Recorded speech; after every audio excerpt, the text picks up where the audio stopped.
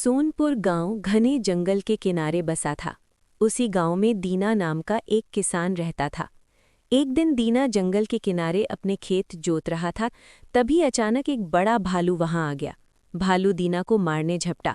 दीना बोला, मुझे क्यों मारते हो? तुम जो कहोगे वही करूंगा। भालू गरज कर बोला, ए किसान, क्या नाम है तेरा? किसान बोला, भालू भाई, मेरा नाम दीना है। ठीक है, तुम्हारा नाम जो कुछ भी है उससे मुझे कोई लेना देना नहीं है। मेरी बात ध्यान से सुनो। ये खेत जंगल के पास है, इसलिए इसमें मेरा भी हिस्सा है। खेत में जो भी फसल होगी उसमें मेरा भी बराबर हिस्सा होना चाहिए, नहीं तो मैं तुम्हें मार डालूंगा। दीना डर गया, लेकिन वो बहुत समझदार और चालाक था।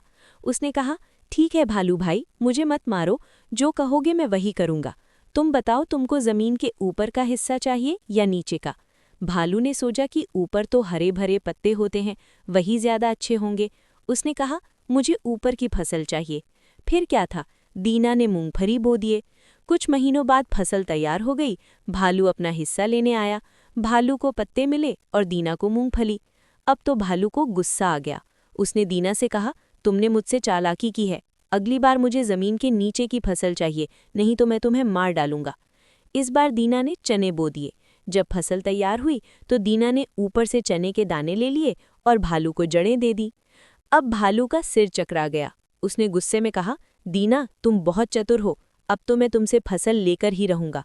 इस बार ऊपर और नीचे की फसल मेरी रहेगी और बीच की तुम्हारी। दीना भी कम चालाक नहीं था। इस बार उसने गन्ना बो दिया। जब फसल तैयार हुई तो भालू फिर से फसल का बंटवारा करने पहुंच आया। इस बार भी भालू को जड़ और पत्ते खाने को मिले और दीना को गन्ना।